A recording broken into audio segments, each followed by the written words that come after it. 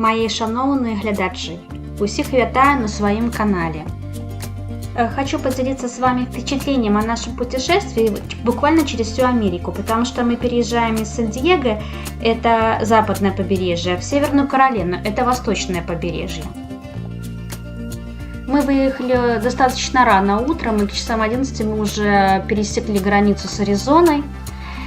Был прекрасный солнечный день, ничего не предвещало никаких катаклизмов природных, как вдруг налетела пылевая буря на нас, и поднялся сильный ветер, образовались торнадо, и в один из таких небольших торнадо попали и мы.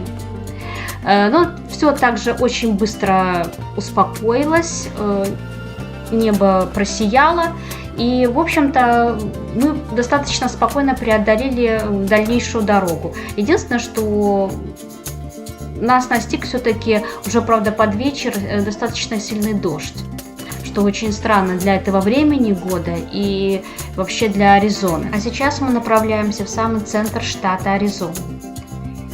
Там располагается один из самых красивых государственных парков штата Red Rock State Park. Географически он располагается на самом краю плато Колорадо.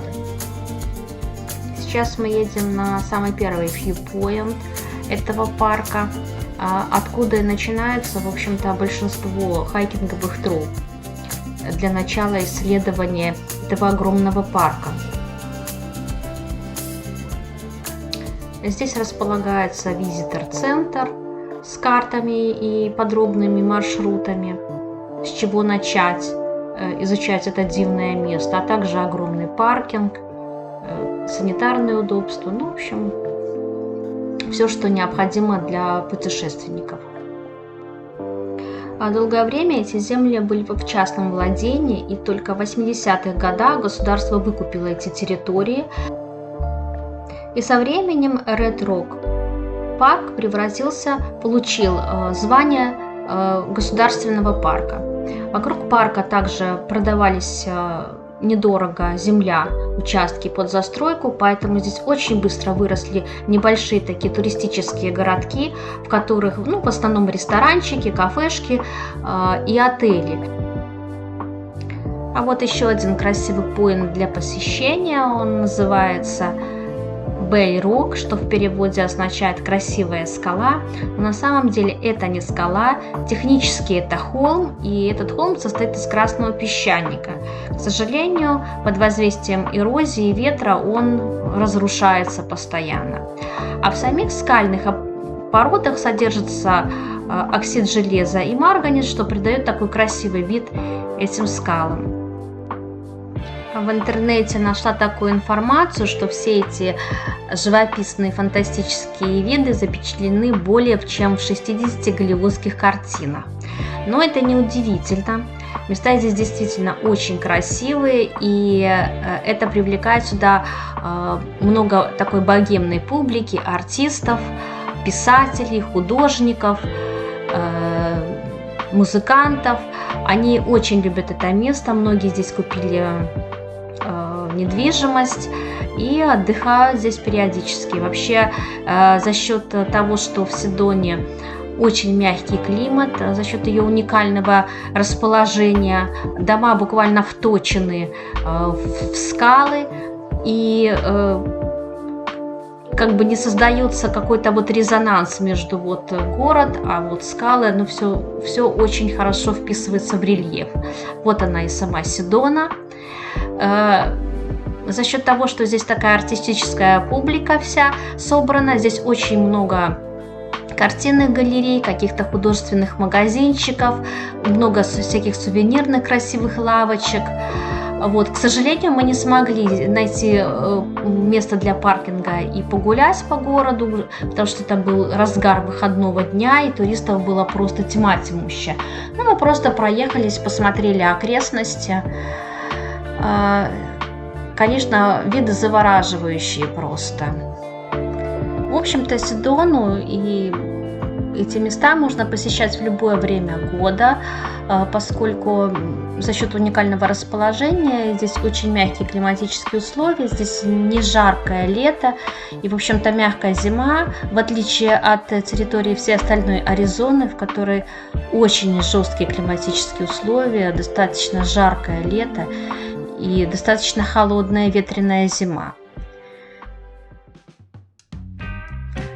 Ну что ж, следующий день наступил, мы уже находимся в Нью-Мексико. Вот таким плакатиком этот штат нас встречает. Дословный перевод такой: «Добро пожаловать в Нью-Мексико, страну очарования». Вообще, впервые находимся в Нью-Мексико.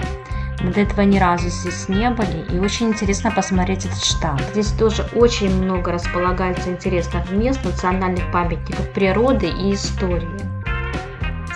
Штат Нью-Мексико достаточно малозаселенный штат, и из крупных городов здесь буквально вот 2 города. Один из них это Альбукерке. Очень колоритный городок, он был построен как колониальный пост испанцев в 1706 году. Здесь буквально во всем чувствуется испанское наследие. Старый город построен в стиле колониальной эпохи. Также есть здания в викторианском стиле, но по большей части это в основном новоделы, потому что в 60-х и 70-х годах застройщики не смотрели, несет ли здание какую-то историческую ценность, имеет ли какую-то историческую ценность или не имеет. Все шло под снос, расчищались площадки для нового строительства. И только к концу 20 века люди стали задумываться о сохранении своего культурного и исторического наследия. Поэтому старый Альбукерке стали воссоздавать по архивным чертежам XIX века. А вообще в начале 20 века этот город превратился в очень маленький аккуратный городочек юго-запада США, достаточно развитой инфраструктурой. Здесь даже ходили трамваи, которые соединяли между собой старый и новый город.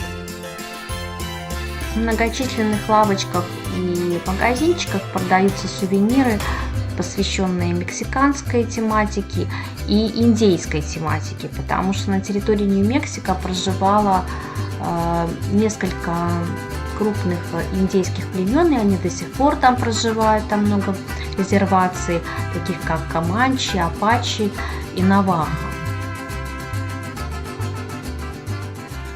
Но мы выезжаем уже из старого города, и это современный Альбукерке. Криминогенная обстановка, к сожалению, здесь оставляет желать лучшего. Администрация города прикладывает огромные усилия по снижению этого показателя, и по данным ФБР он ежегодно снижается, при том, что прирост населения увеличивается. Но покидая пределы современного города, мы выезжаем в стейт-парк Рио-Гранде. Рио-Гранде – это река, на берегах которой располагается Альбукерке. Здесь очень уникальная атмосфера для засушливого Альбукерке, потому что здесь на побережье реки растут тополя, ивы и даже встречаются оливковые деревья. И это создает прохладный тенистый лес, и он также обеспечивает среду обитания для бобров и многочисленных птиц, а также здесь есть черепахи в водоемах и змеи. Но змей мы не встречали, слава богу. Мы пошли по более короткой кольцевой тропе, как раз вот под пологом ив и немножко тополей, и вышли на тихое течение реки Рио-Гранде. В самой реке водится радужная форель, и даже разрешена рыбалка, если имеешь специальный пас.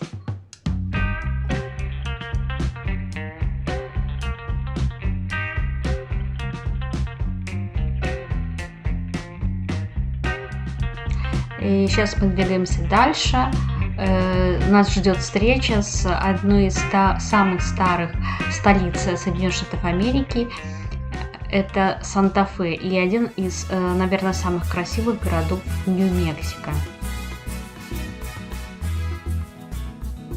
А также я прочитала в интернете, что это одно из самых старейших поселений европейских к западу от реки Миссисипи.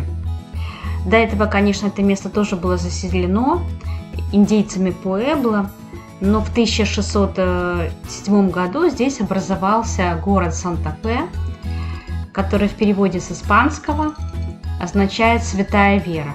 Вообще у него было полное название, очень длинное, «Королевский город святой веры святого Франциска Азийского». Этот город популярен из-за большого множества художественных галерей, инсталляций. Здесь очень много музеев, очень много исторических достопримечательностей и построек 17-18 века. К сожалению, мы не смогли тут погулять подольше, потому что, опять-таки, это был выходной, очень много туристов, сложно с парковками. Но вот что характерно для Нью-Мексико и в частности для Санта-Фе, вот такие глинобитные дома. Это такая отличительная черта. Ну а сейчас мы покидаем Нью-Мексико. Уникальный, конечно, штат, интересный. Он очень не похож на своих соседей, к примеру, с Аризоной. Он имеет очень различную флору, фауну и климат. Тут не произрастают кактусы, и в целом климат достаточно прохладный, особенно зимой, но более влажный. Ну и все, вот мы попадаем уже в Техас. Сейчас мы подъезжаем к городу Амарилла. Здесь в окрестностях этого города по трассе находится очень интересная придорожная достопримечательность, которая называется Кадиллак Ранчо. Здесь арт-хиппи из Сан-Франциско воссоздали такую инсталляцию в виде плавника Кадиллака. И, конечно, эта инсталляция очень полюбилась всем путешественникам. Очень многие здесь любят останавливаться и делать фотосессию. Ну а мы двигаемся на границу с Оклахомой, потому что мы решили в Оклахоме заночевать, но по пути нас застала страшная гроза, гром и молнии, и, в общем, на протяжении, наверное, миль 100-200 вот мы ехали под такой грозой. В общем, такое буйство стихий я видела вообще первый раз в своей жизни, что было действительно как на картинке в книжке, было облачко, из него льется поток воды, оттуда же где-то из неба раздаются гром и молнии. В конце концов мы въехали в самый эпицентр этого ливня. Это было что-то невероятное, и мне повезло, мне удалось даже снять несколько кадров. Но вообще было жутковато. Слава богу, все прошло хорошо. И мы добрались до отеля. Жив-здорово. Ну а на гэтым я развітваюся з вами. Всього вам найлепшага. І сустрэнемся ў маім наступным відэа.